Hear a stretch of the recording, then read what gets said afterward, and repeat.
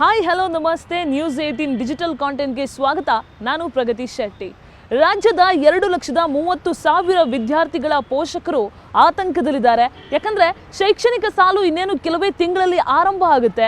ಎಲ್ಲರೂ ಕೂಡ summer holiday ಅಂತ ಎಂಜಾಯ್ ಮಾಡ್ತಾ ಇದ್ರೆ ಈ ಮಕ್ಕಳ ಪೋಷಕರು ಜೊತೆಗೆ ಈ ಮಕ್ಕಳು ಮಾತ್ರ ಅಡ್ಮಿಷನ್ ಸಿಗುತ್ತಾ ಸಿಗಲ್ವಾ ಅನ್ನುವಂತಹ ಆತಂಕದಲ್ಲಿದ್ದಾರೆ. ಸಿಎಂ ಸಿದ್ದರಾಮಯ್ಯ ಅವರನ್ನು ಕೂಡ ಭೇಟಿ ಆಗಿದ್ದಾರೆ. ಹಾಗಾದ್ರೆ ಈ ವಿಚಾರದ ಅಪ್ಡೇಟ್ ಏನು, ಸಿಎಂ ಏನಂದ್ರು, ಶಿಕ್ಷಣ ಸಚಿವರು ಈ ಬಗ್ಗೆ ಏನು ನಿರ್ಧಾರ ತೆಗೆದುಕೊಳ್ಬಹುದು, ಈ ಎಲ್ಲ ವಿಚಾರದ ಬಗ್ಗೆ ಇವತ್ತಿನ ಈ ವಿಡಿಯೋದಲ್ಲಿ ನಾನು ನಿಮಗೆ ಹೇಳ್ತಾ ಹೋಗ್ತೀನಿ, ಕೇಳಿ.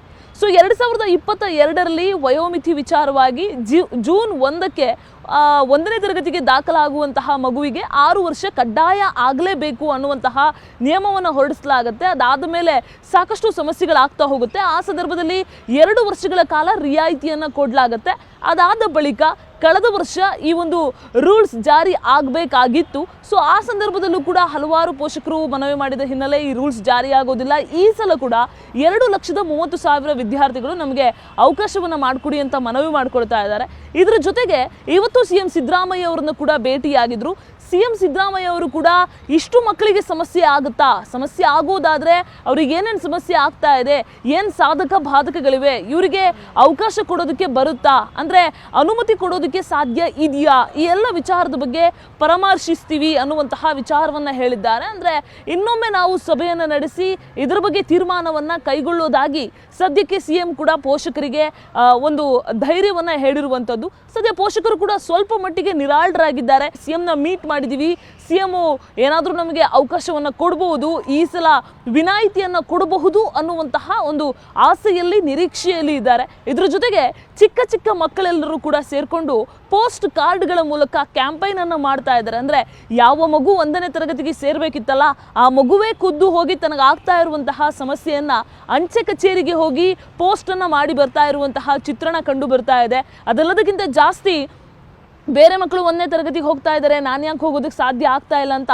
ಅದಕ್ಕೆ ಸಂಬಂಧಪಟ್ಟಂತಹ ಒಂದಷ್ಟು ಡ್ರಾಯಿಂಗ್ಗಳನ್ನು ಮಾಡ್ತಾ ಇರುವಂಥದ್ದು, ಅದೆಲ್ಲವೂ ಕೂಡ ಈಗ ಮನ ಕಲಕುವ ರೀತಿಯಲ್ಲಿದೆ. ಅಂದರೆ ನಮಗೆ ಯಾಕೆ ಅವಕಾಶ ಕೊಡ್ತಾ ಇಲ್ಲ ಅನ್ನುವಂತಹ ವಿಚಾರವನ್ನು ಆ ಮಕ್ಕಳು ಬರಿತಾ ಇರುವಂತಹದ್ದು, ಮಕ್ಕಳ ತಲೆಯಲ್ಲಿ ಈ ವಯೋಮಿತಿ ಗೊಂದಲ ಎಷ್ಟು ಗೊಂದಲ ಸೃಷ್ಟಿ ಮಾಡಿದೆ ಅನ್ನುವಂತಹದ್ದು ಎಲ್ಲವೂ ಕೂಡ ಆ ಡ್ರಾಯಿಂಗ್ಗಳಲ್ಲಿ ಕಾಣಿಸ್ತಾ ಇದೆ. ಸೊ ಇದೆಲ್ಲ ವಿಚಾರಗಳು ಕೂಡ ಈಗ ಸದ್ಯ ಏನೇನು ಆಗುತ್ತೆ, ಏನು ಆಗಬಹುದು ಅನ್ನುವಂತಹ ಆತಂಕವನ್ನು ಹುಟ್ಟಿಸಿರುವಂಥದ್ದು. ಇನ್ನೊಂದು ಕಡೆ ಶೈಕ್ಷಣಿಕ ವರ್ಷ ಶುರುವಾಗೋದಕ್ಕೆ ಕೆಲವೇ ತಿಂಗಳುಗಳ ಬಾಕಿ ಇದೆ. ಅಷ್ಟರ ಒಳಗಡೆ ಶಿಕ್ಷಣ ಇಲಾಖೆ ಒಂದು ನಿರ್ಧಾರಕ್ಕೆ ಬರಬೇಕಾಗತ್ತೆ.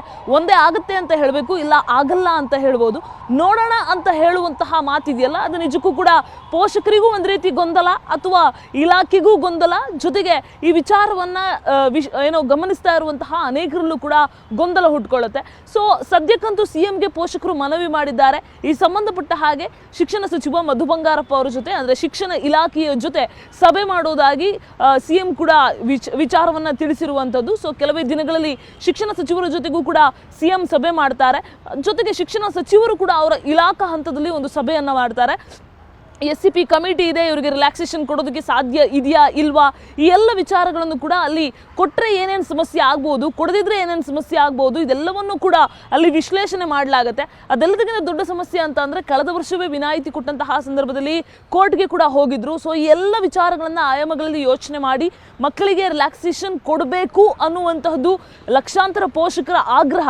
ಬಟ್ ಇಲಾಖೆ ಏನು ಮಾಡುತ್ತೆ ಅನ್ನುವಂತಹ ಪ್ರಶ್ನಾರ್ಥಕ ಚಿಹ್ನೆ ಇನ್ನೂ ಇದೆ. ಆದರೆ ತೆಗೆದುಕೊಳ್ಳುವಂತಹ ನಿರ್ಧಾರವನ್ನು ಬಹಳ ವೇಗವಾಗಿ ತೆಗೆದುಕೊಂಡ್ರೆ ಸಾಕಷ್ಟು ಪೋಷಕರಿಗೂ ಕೂಡ ಒಂದು ಉತ್ತರ ಸಿಗುತ್ತೆ.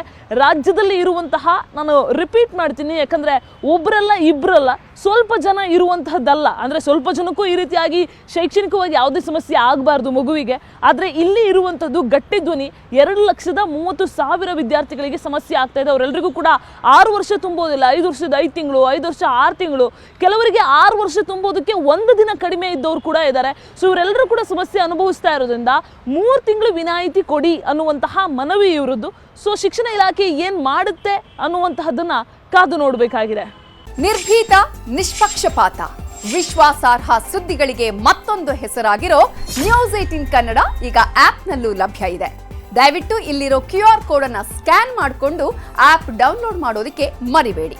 ನಿಮ್ಮ ಬೆಂಬಲ ಹೀಗೆ ಸದಾ ನಮ್ಮೊಂದಿಗಿರಲಿ. ಧನ್ಯವಾದ.